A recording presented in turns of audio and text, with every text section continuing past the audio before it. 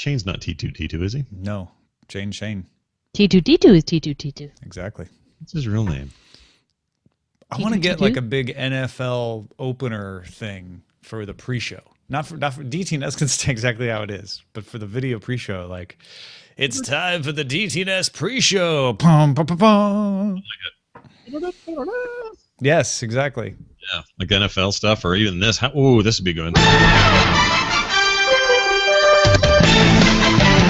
DTNS pre-show time. John Tesh, man. Good stuff. Oh, God, John Tesh. Wow. Whoa. He's hurting my head. Admit it. You love him. Admit it. He's the John Williams of something. I love David Bowie and Labyrinth, and I love John Tesh. And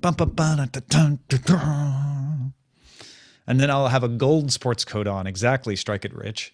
And I'll have that on for the pregame. And then I'll switch to this one when we actually start DTNS. Because if there's one thing that makes starting this show easier, it's a wardrobe change.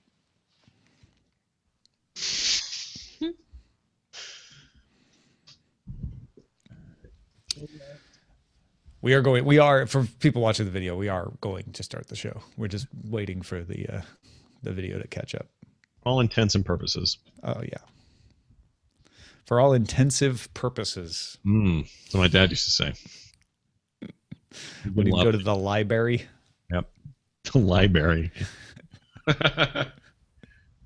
Here it was crayons. Nobody could say crayon to save their life. Crayons. Box of crayons.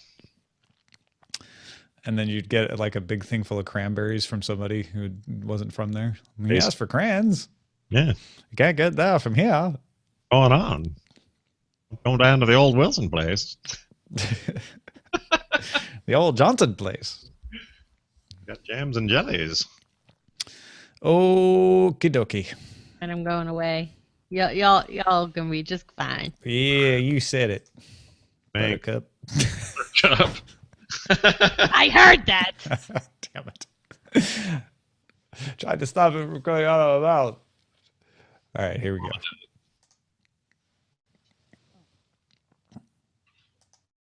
The Daily Tech News Show is brought to you by listeners like us. Go to dailytechnewsshow.com/donate to learn how. Donuts. No, Homer, that's donate. But I'm sure Tom wouldn't mind donuts either.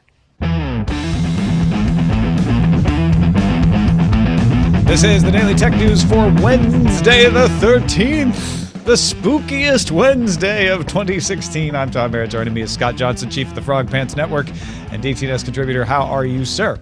It's good. It must be Wednesday, else why would I be here? This is fantastic. Lovely. If it's Johnson, it must be Wednesday. That has been true since the day I was born. And really, what better time to be here? What better place than now? What better co-host than I, really? With 6, you get egg roll. I don't know. It's an old movie and book. Hey, we've got news. It's bad news for the PC industry, but Scott and I have some angles on it, though. We have some hope. We are providing a new hope for the PC industry right after the headlines. Google unveiled a new feature for Google Maps for Android called Driving Mode today. Driving Mode will guess where you're driving to and then plot the course. So it's using some of that artificial intelligence that they've developed for Google now to say, well, we figure you're going home, so we'll just give you the course home. And that way, if that's what you need, it's already there for you. Google said it can also give ETAs, nearby gas stations, quickest routes to recently searched destinations.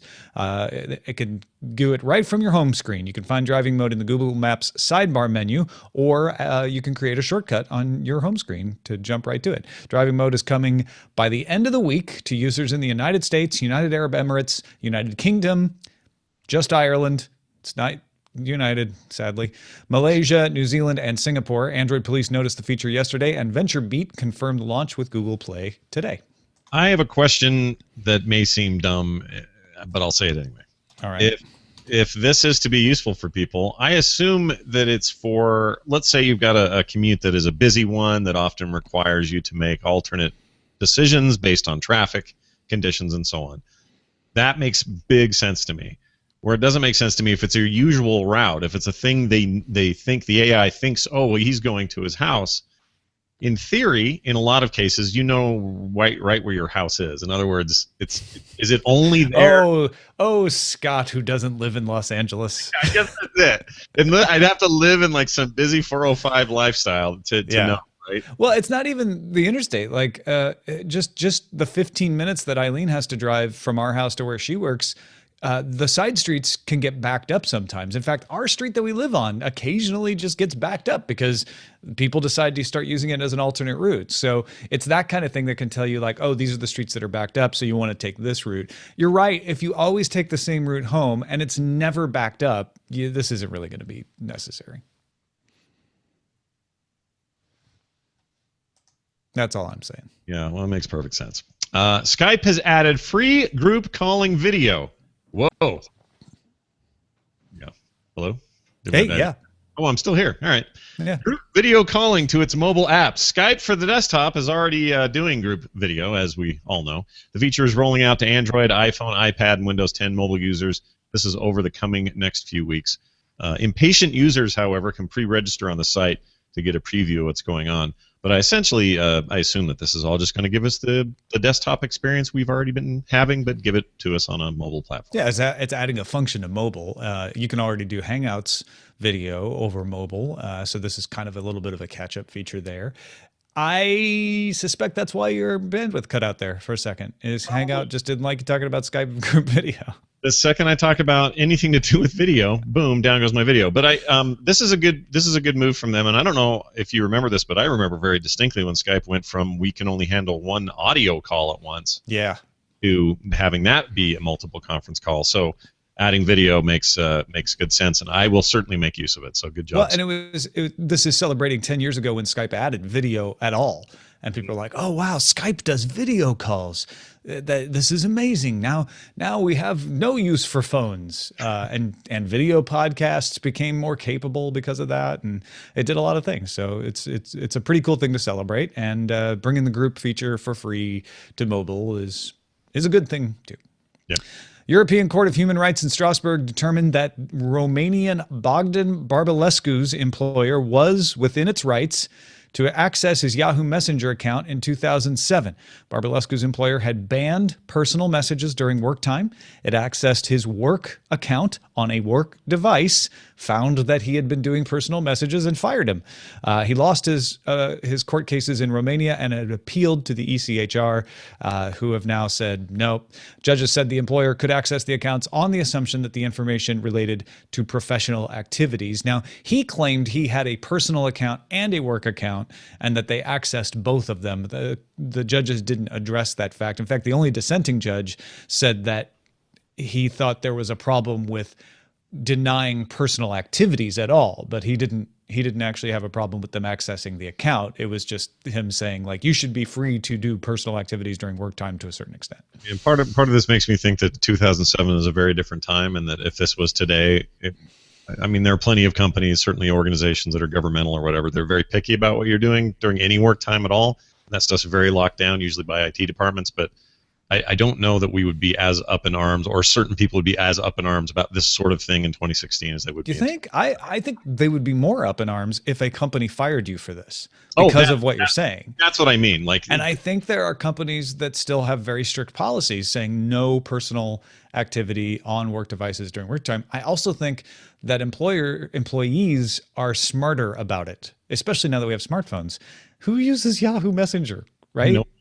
You just text, and then it's harder for them to prove. Exactly. That's kind of my point. According to Google's vehicle disengagement reports, I don't know how official and kind of science fiction that sounds, released by the California Department of Motor Vehicles, Google's self-driving cars required some human intervention, it turns out, to avoid a crash 13 times between September 2014 and November 2015. That's actually super low, but we'll move on here. Google's test fleet drove 424,331 miles and had 272 cases where the software required a driver to take the car over, and 69 events where the driver seized control without any prompting. It's an interesting stat. Computer simulations came up with the estimate of 13 avoided accidents. 2 of those would have been involved hitting traffic cones.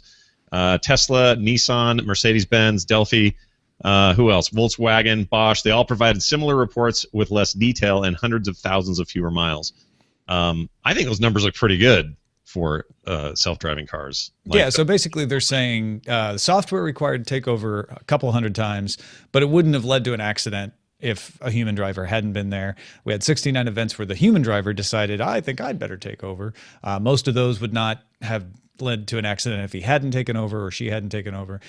So it was 13, 2 of which are cones. So you've got 11 accidents, 11 crashes that would have happened out of 424,331 miles. Now, there have been some folks respond to this saying, this is why we need to, have further testing and make sure these things are safe before we allow them to be used by the public. I would argue that, like you, Scott, this shows that the number is probably lower than the number of crashes that people have driving a similar amount of miles in general. Now, you personally may have driven more miles without a crash, but yeah, I mean, that's a lot of miles, 424,000. Yeah, on average. And I know it's a much more controlled scenario, although they would argue that some of their tests are not. They're in real-world situations. But once you get these things out on the road, if they maintain that kind of relative low rate of accidents compared to what already happens with nothing but human-driven vehicles, we're in for some way better stats. I don't know why anyone's looking at this and getting nervous. I mean, obviously they need to be as transparent as possible and take this whatever step by step it needs to be taken, and it seems like that's what's happening. And of course, people should be cautious about anything happening. But this all looks like good news to me. I'm doing some quick calculations. Assuming, let's say, you have a 30-minute commute, so 60 minutes round trip, that 424,000 miles for an individual would be like just driving to work and back, 27 years worth of commuting. Oh my gosh. That's a lot of years of commuting. Yeah, and so that's a crash every other year, which is more than most people have. I would argue that yes, but that's the state now, and hopefully what this means is that Google's saying, okay, we've gotten it down to 13 possible crashes. Let's get that number lower. And I am for the state of California's initial rules saying that you must have a human involved. And I think this bears that out, at least at this point. But this isn't a static number. This isn't the number that will never change. This is how good it is so far, and hopefully it's getting better. Kylde submitted the BBC Research and Development post detailing the results of the test of high-efficiency video coding. It's often referred to as H.265 or HEVC codec. It's the code often used to deliver ultra-high def 4K video. HEVC achieved a 59% bitrate saving over H.264/AVC in subjective tests. Bitrate savings for higher picture sizes was better than for smaller ones. The verified previous objective metrics, like peak signal to noise ratio, had showed up to a 50% bitrate savings. So it essentially, what they were doing here was saying, we think we're saving 50% of the bitrate. Let's put these compressions in front of real people until they notice the difference. And they were able to get it up to 59% with that subjective viewing before somebody said, oh, it looks like it's, a little bit crackly or compressed. Man, where's Andy Beach when you need him? I'll bet he loves these numbers. Oh, yeah. Andy, please, if you're not already, write in and let us know. He probably will. But that's a huge saving of bit rates. That means that, that's one of the big things to do with with video since the dawn of streaming video. How can we get better quality, more stuff, higher resolution, but let's have it take less bandwidth than it needs to? This 59% is no small percentage. That's fantastic. Yeah, and storage space too. Yeah. You don't want it cluttering up your disk. There you go. T-Glass 1976. My favorite rapper name, sent along the Polygon story that Amazon is offering Prime members a 20% discount on pre-orders of video games and continuing for the first 2 weeks of sales. So the first 2 weeks of the sale of a brand new game, let's say that game is $60, you are going to get 20% off that if you are a Prime member. These are disc-based games only. I want to make that very clear because I was not upset, but I was sad that this didn't include digital downloads. That would have been nice. You can do certain Amazon purchases for PC games and use them as a Steam code. That would have been very convenient. But I understand how it's going. This is a bit of an answer to what Best Buy and others are doing. You'll see this discount only at checkout, by the way, so don't worry if you don't see it until you get there. Amazon is applying the discount to existing pre-orders as well, so that's a nice feature. Oh, you got a game? My email about Overwatch, the console version, yesterday. Yeah. or actually this morning, I guess. Great. Yeah, so they applied a discount to it. Yeah, this is cool, good.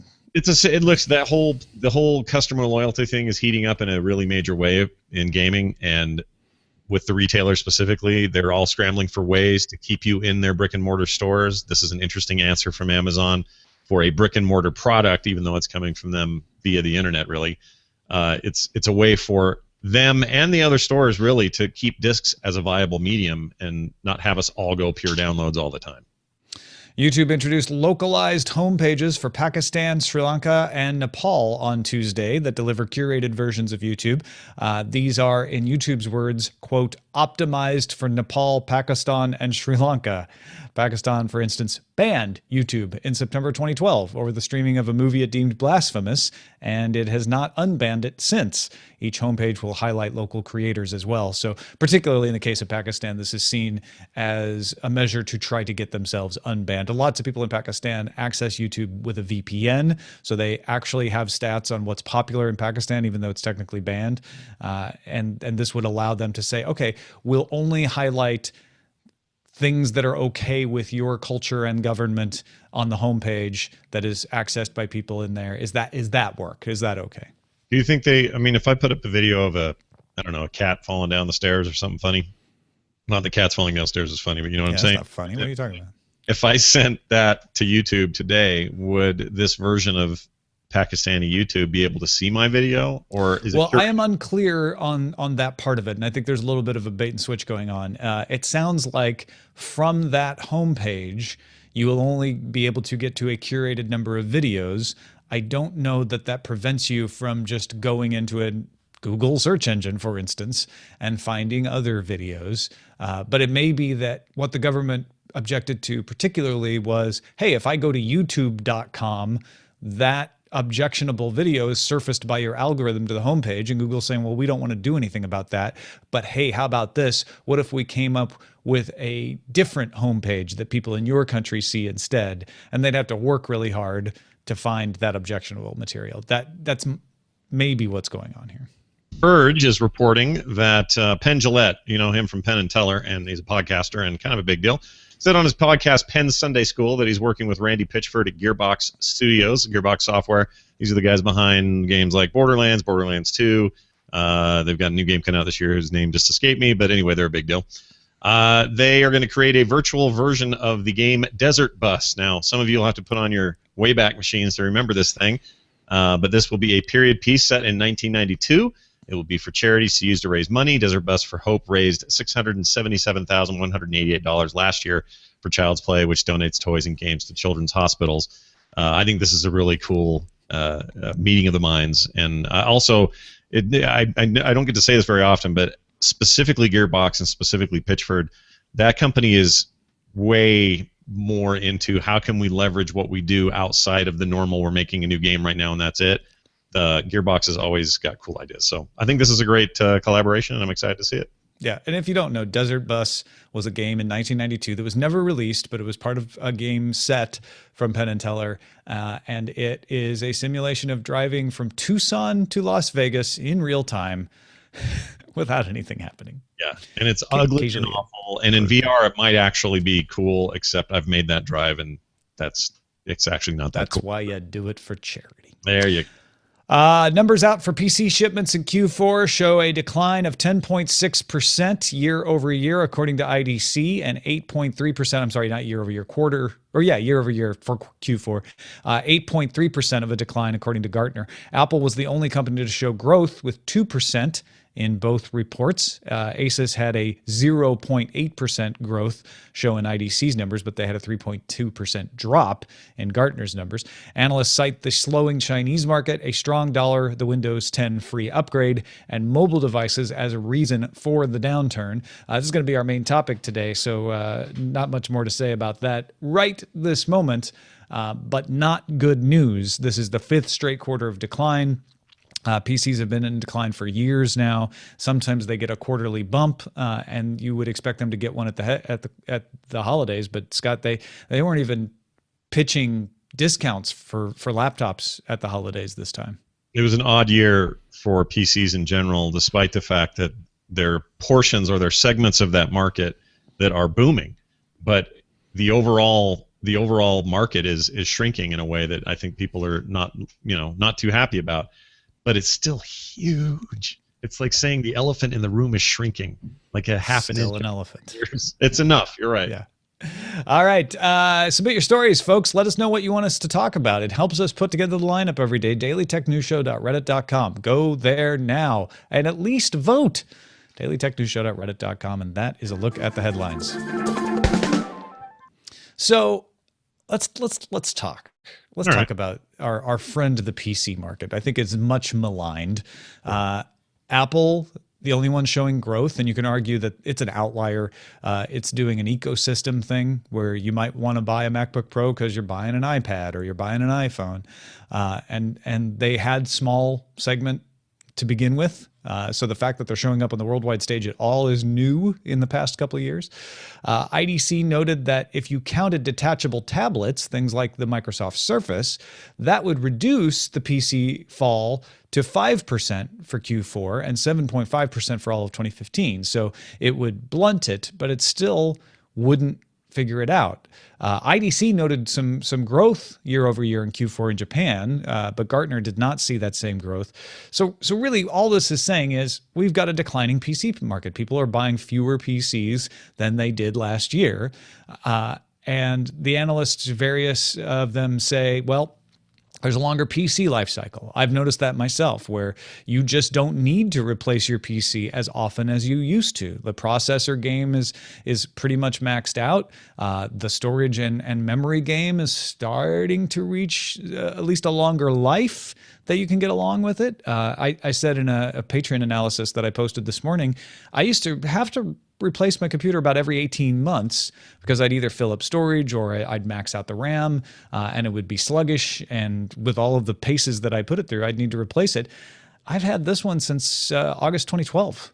Mm-hmm. So it's definitely a lengthier life cycle than it used to be. There's also mobile competition. Some people, a phone is good enough.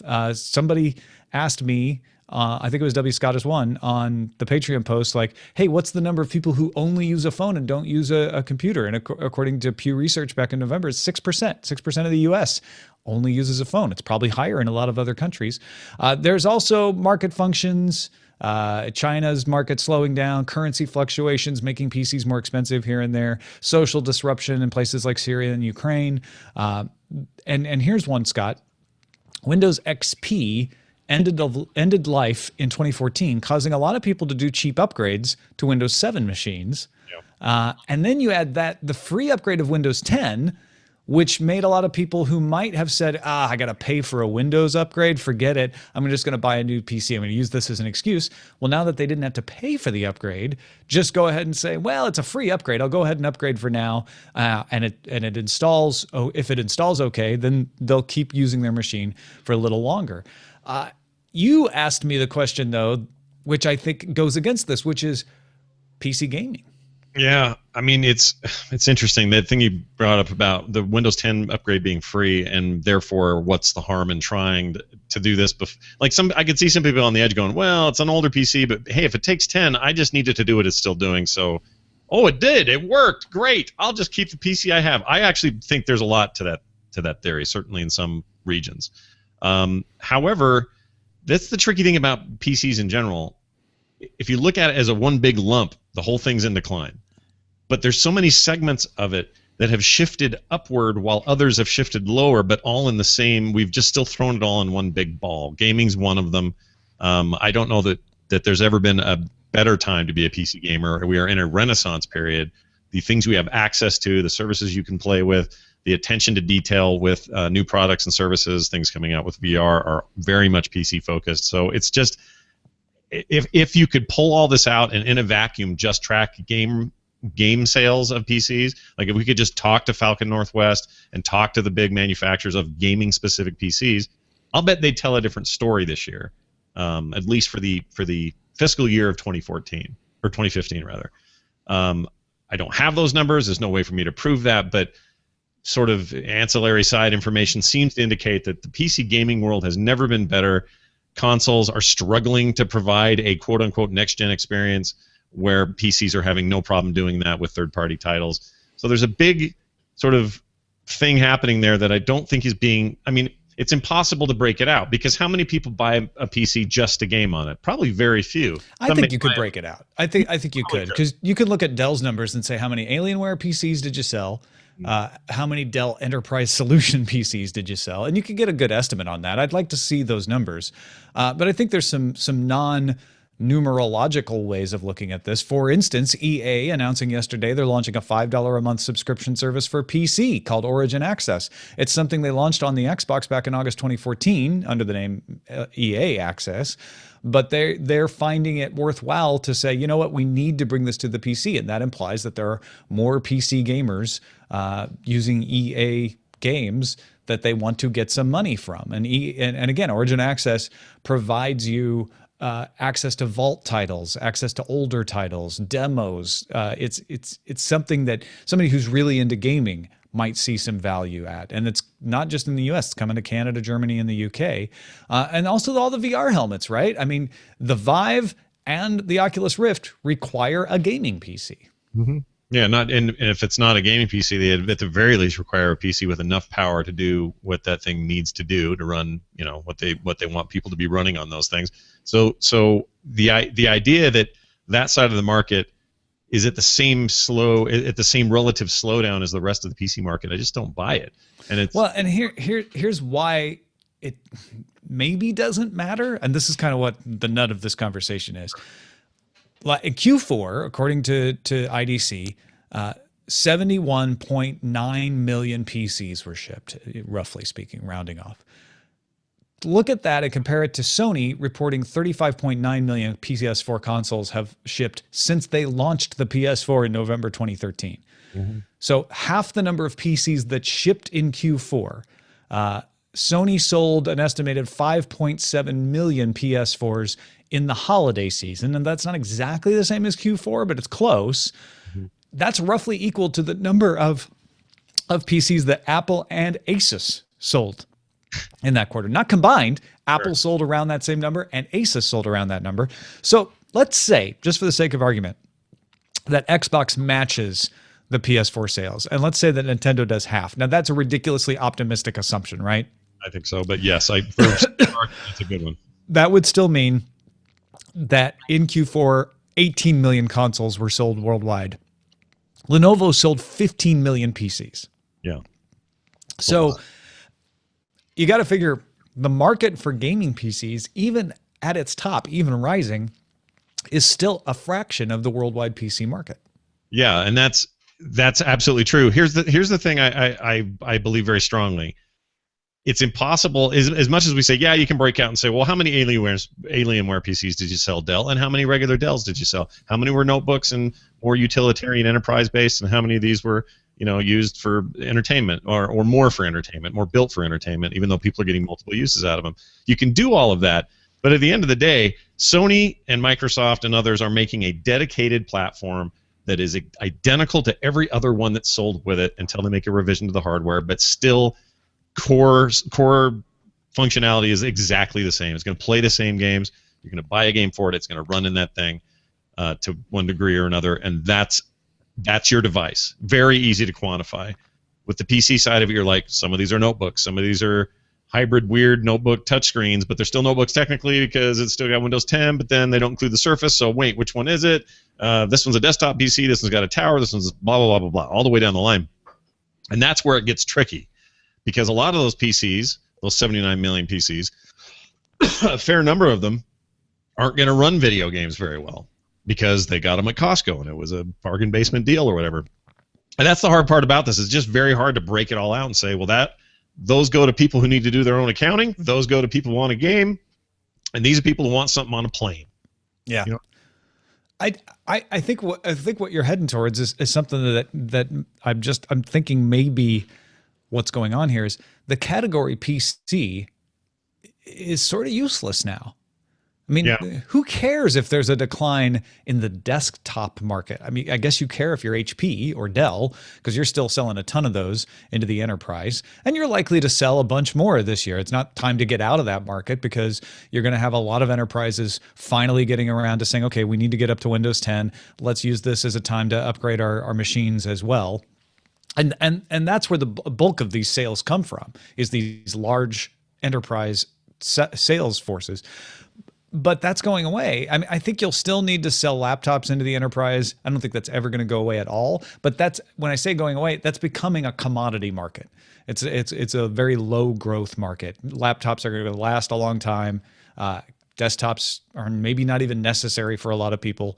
So instead, we should look at this as there's a computer market now, or even a smart device market that is a whole lot of things. Some people buy what we would have called a desktop back in the day because it's a gaming machine. Some people buy it because it's a media server. The Roku is a computer. The Xbox is a computer. The TiVo is a computer. We're starting to blur the lines between what was, in the 90s, very clear. You had your desktop. If you were really fancy and you had a lot of money, you could have a laptop. That was it. Yeah, no, I completely agree. And it's like my recent experience with the iPad Pro being completely freaking me out and turning out to be my new portable computer. I've stopped using a laptop and started using it with a keyboard. And to my surprise, I'm getting, in some cases, more work done on there than I was a more traditional thing. Now, that's just me and the way I work. My productivity requires a different kind of thing, so I'm not making any blanket statement there, but I like your idea of getting out of this categorization business. To use another video game metaphor, we got to stop calling things indie games just because they use 8-bit graphics or retro look and feel or whatever, and start calling them video games. When you start to look at it that way, then it's less about a dying market and it's more about a shifting market.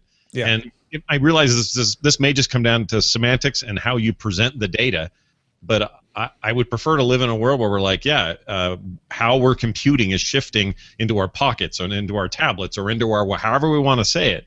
But it doesn't have to be the old dinosaur PC is dying, because I don't think that that's true. It's just sort of evolving. What is my phone if not a PC that fits in my pocket and lets me have phone calls and connects to the internet? I don't know. Yeah, I think all of this Sturm and Drang around the PC market and what's going to happen to the PC market is very important if you're in the PC market. And you've got to figure, and you see all these guys. HP's like, okay, we're gonna get into printers. We're gonna get into 3D printers. We're gonna get into smartphones. Maybe we're gonna get into other devices. And you see Lenovo doing the same thing. Like, all right, Motorola, Moto X is gonna be our high-end brand. We're gonna like beef up our low-end brand with you. We need to come up with other devices. HTC has flat out said the smartphone market isn't where they see their future. They're going to go into headsets and wearables and all kinds of other things. So it's a problem if you're in the business. If you're a consumer, just get the thing that does the stuff you want. Mm-hmm. It's better than ever because you have so many more choices. Yeah, the choices are good. I mean, if I could put a final bow on this, it would just be to say, it's a decline in a market as big as PCs. Like I said earlier, it's still so huge. They're not going away anytime soon. It could decline for the next 20 years, and we would still have a very huge market of products. But if it's so easy for us to say that market's dying, yet Sony only shipped a fraction of what those numbers are in PlayStations, but still think that's a huge accomplishment, then I think our math's just a little bit weird. So my goal is this year is to stop thinking in those terms. Just as my own personal technical goal is to start thinking of these things as devices that help me get things done, not a device I have to wedge into a way to work into my life the way PCs were in the early 90s. I want to be able to say, well, my phone's perfectly suitable for this, and my laptop does great for this, and my other thing does this, or one device does it all, because we're there. We're at this utopian time where that's the kind of choice we can make, and the market will do whatever it's going to do as people apply these things to their lives. So, not trying to make it sound too hyperbolic or philosophical here, but we're now at the place we wanted to be, that we've always said we wanted to be. There's never been better choice, and take the thing that fits you. Yeah, I think the question of is the PC market declining is irrelevant. It's like asking if the PDA or MP3 player markets are declining. Well, it's only relevant if you're a company who isn't paying attention to the change. Who only has that product, and you've got no other. Your entire future is bet on that. Although I would argue, if you're a small gaming PC maker, that's fine. Because you've found the niche that you can serve. You're not in the PC market. You're in the independent gaming market. Yeah, and providing the device that does that. And the only danger to you is if suddenly there's not a backlash, but a drop in PC gaming in some measurable way. Well, then you pick the wrong pony to ride or whatever. But them's the breaks. And so the way I look at it is, if your company is forward thinking and smart, I think Microsoft, Apple, Google, and many others fit into that category.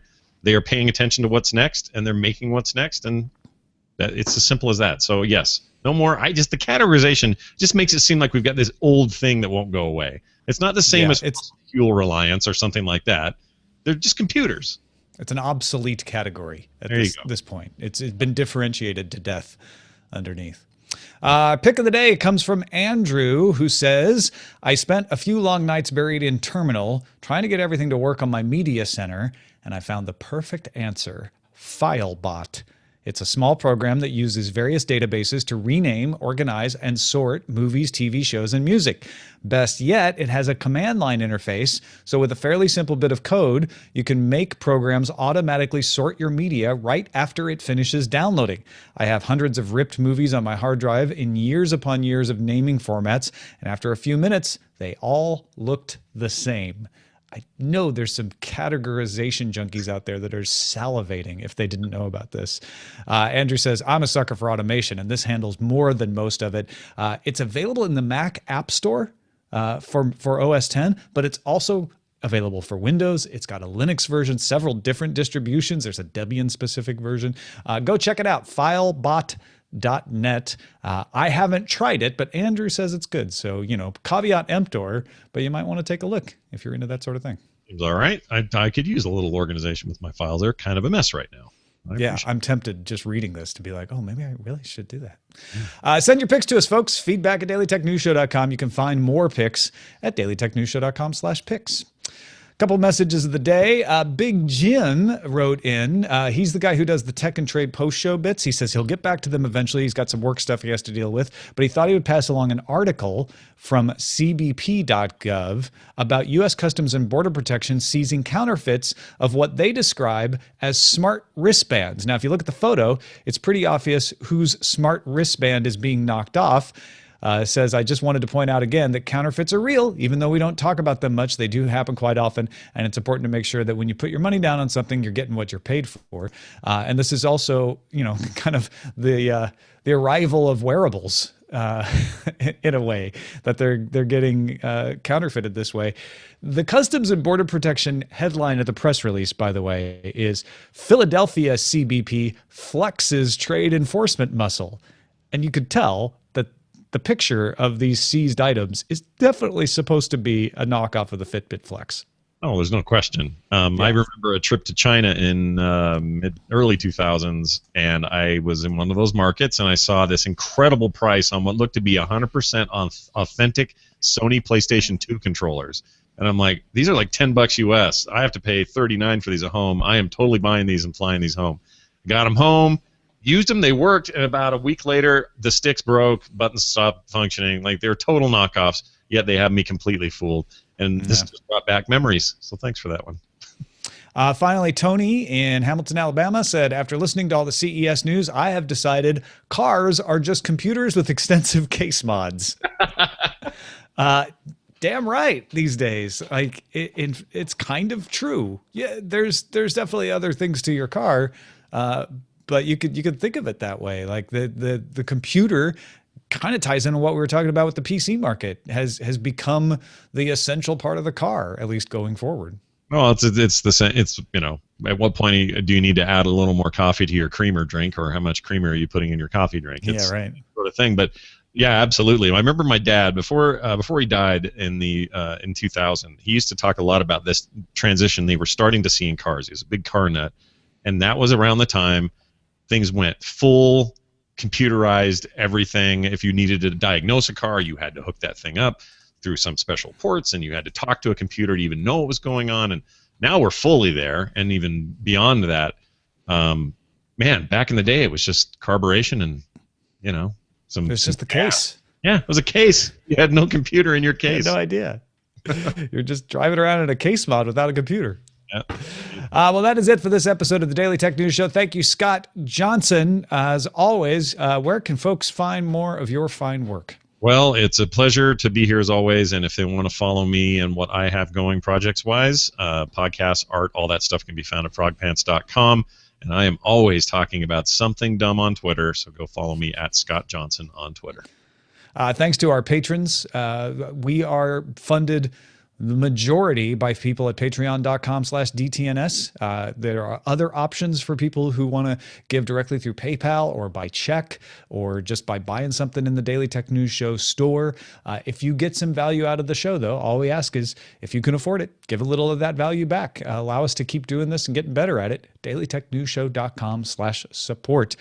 Got some bonus material. Rich from lovely Cleveland put together a best of the post show, which was sent to all patrons this week. If you're a patron and you didn't see it, go check out patreon.com or look for it in the treasure chest. You can find the file there as well. There was one guy who was like, whoa, that was weird because I always listen to the show on 2X.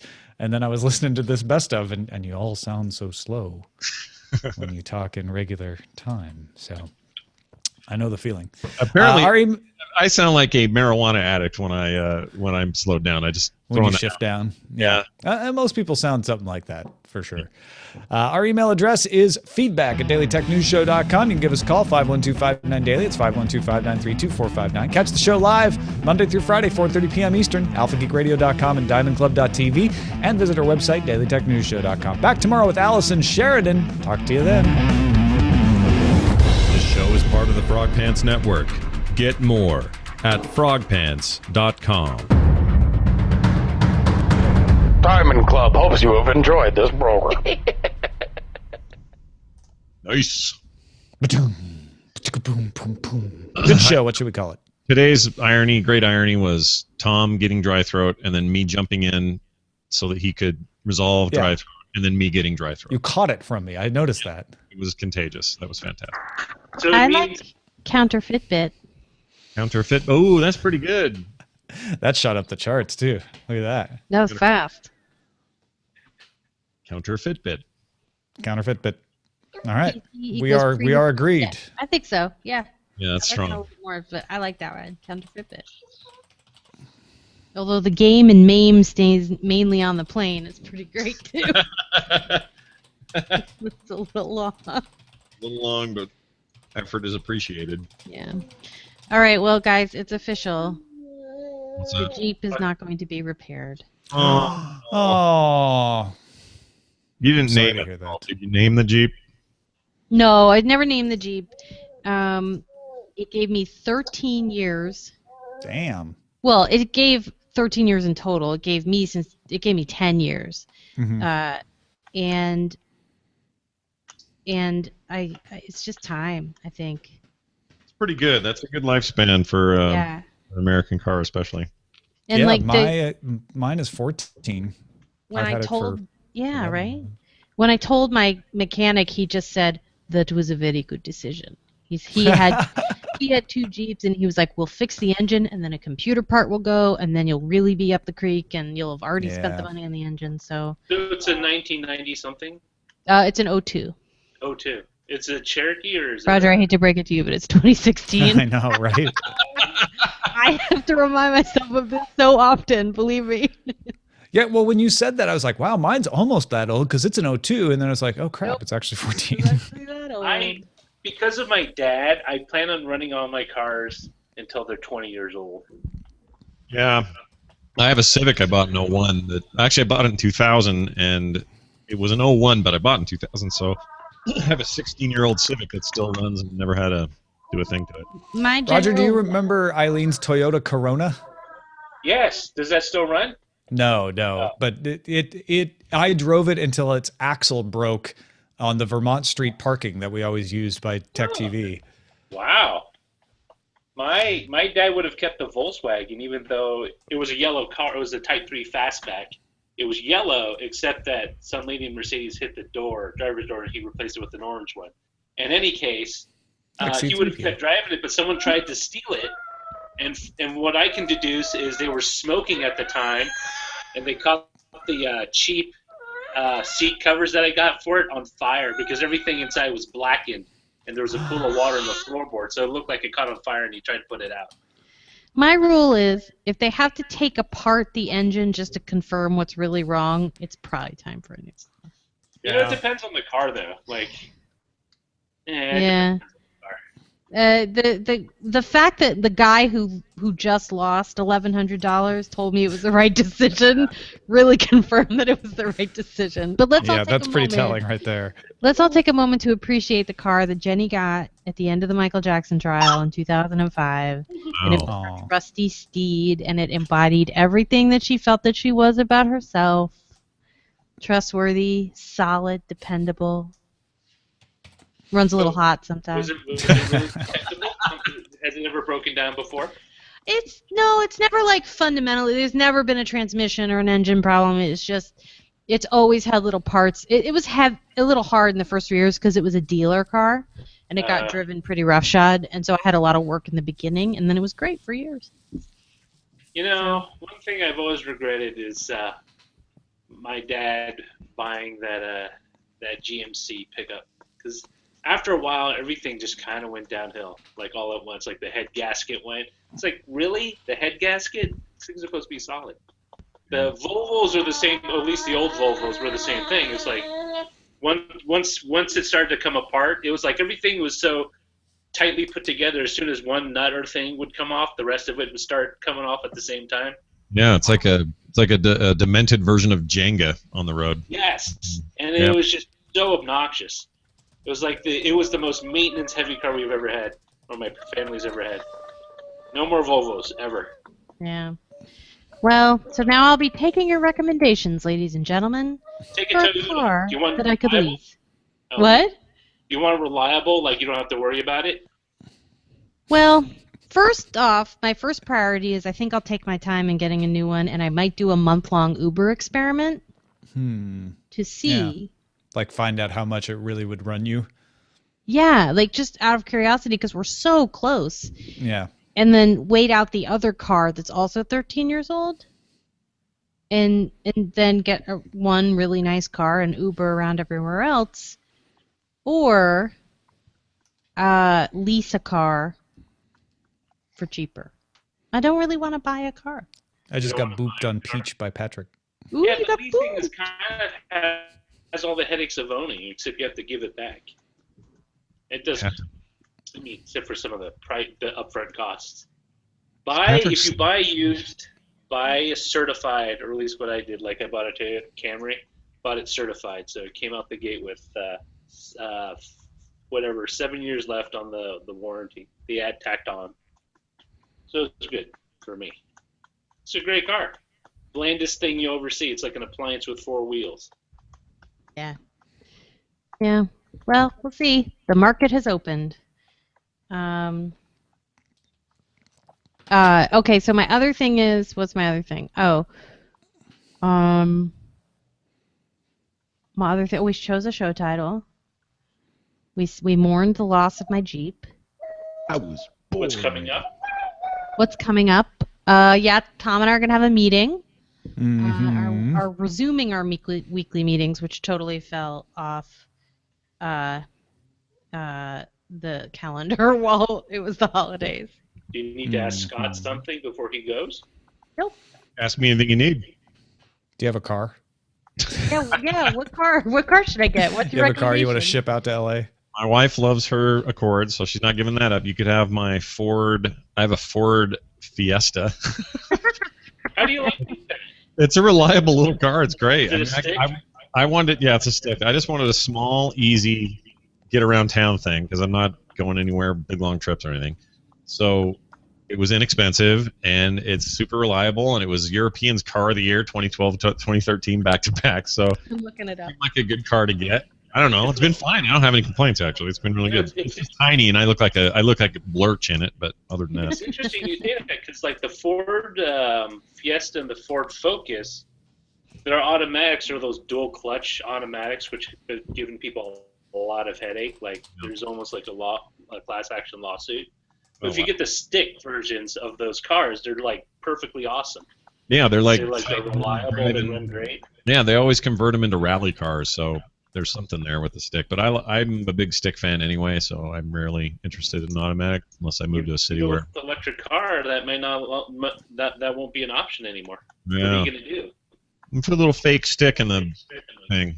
Just move the cup holder. Yeah. Be a new product. Oh, Sell that fake could be like sticks as to seen on TV or as seen on YouTube. That's what they need to do to brand it. As seen on YouTube, and then clear a space in Walmart where they sell as seen on YouTube gadgets. It's the stick that fits in your coffee cup holder. Miss your stick shift? Don't miss it any longer. But it also holds a 30-ounce bottle of soda. What's that tapping? Oh, that's me smacking Ellie's back. Oh, okay. Like that? See, I'm not looking at the video, so I just heard whack, Sorry. whack, whack, whack. I can smack her in her butt. It's a little quieter. No, it's the for same. you. It's pretty much exactly the same.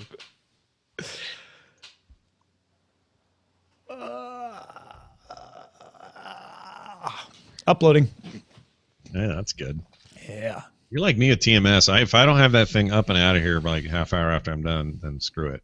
Well, part of it is just just wanting to have it done, but the other part is that it's news, so I really want it to be up as fast as possible. Yeah, that's the other thing. Yes, ma'am.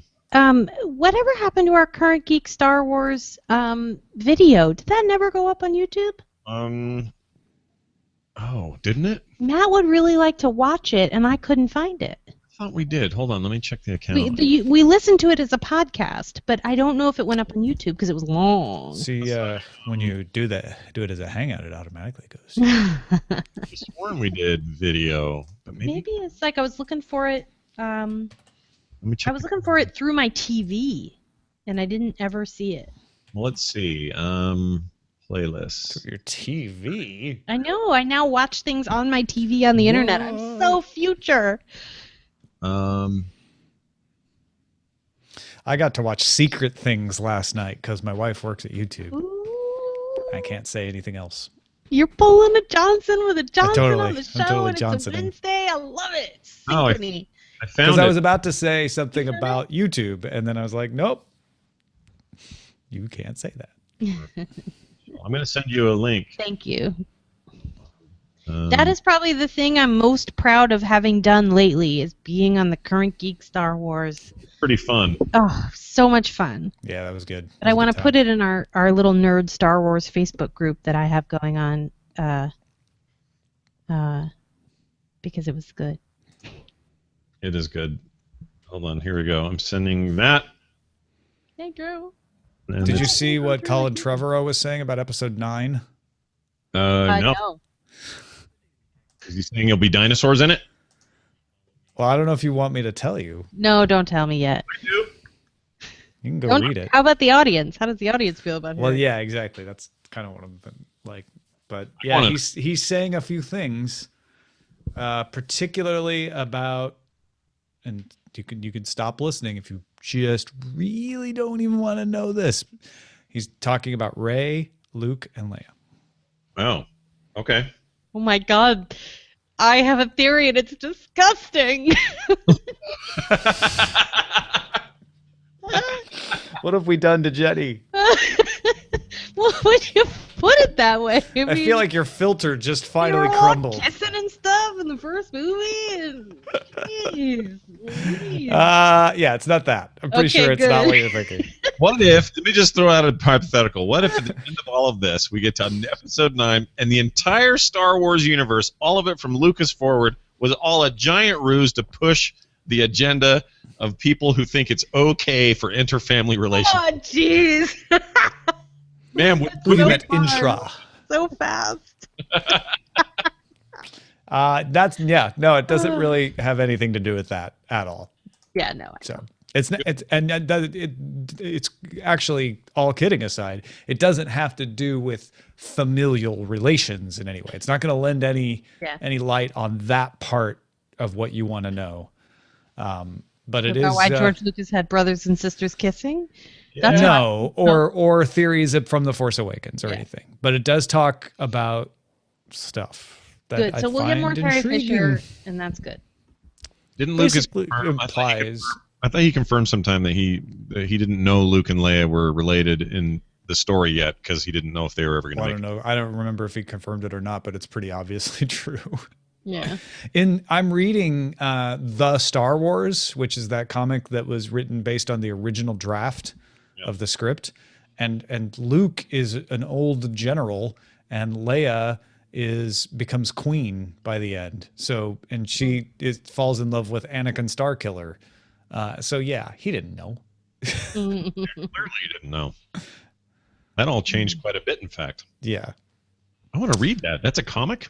Yeah, it's not a very good story, but it's fascinating historically to read the script that way, and kind of see it played out in front of you as if it had been produced as a movie. And I felt like they don't always make the choices I would have made artistically, but they tried really hard to say we want to honor what is familiar. Like, so we don't want the stormtroopers to look entirely different, but we want them to look different enough that you're not looking at just the movie. And so it's cool. I love talking about Star Wars. Yeah. Where can we find that, Tom? It's called The Star Wars, and it's available in Comixology. That's where I found it. You can probably find it in your comic shop too. That interview with the actor, it was on IO9, I think, but the actor who played Jar Jar and how. Oh, yeah. That was really heartbreaking. Yeah, I mean, I haven't everybody watched that interview yet. It's so easy to condemn the character and its use and all that stuff, but you forget some people put their heart and soul into that stuff, and it was sad. That was a hard interview to read, actually. I didn't watch the video, but. All right, we are done. Thanks everybody for watching. We'll talk to you tomorrow. Yay! Tomorrow.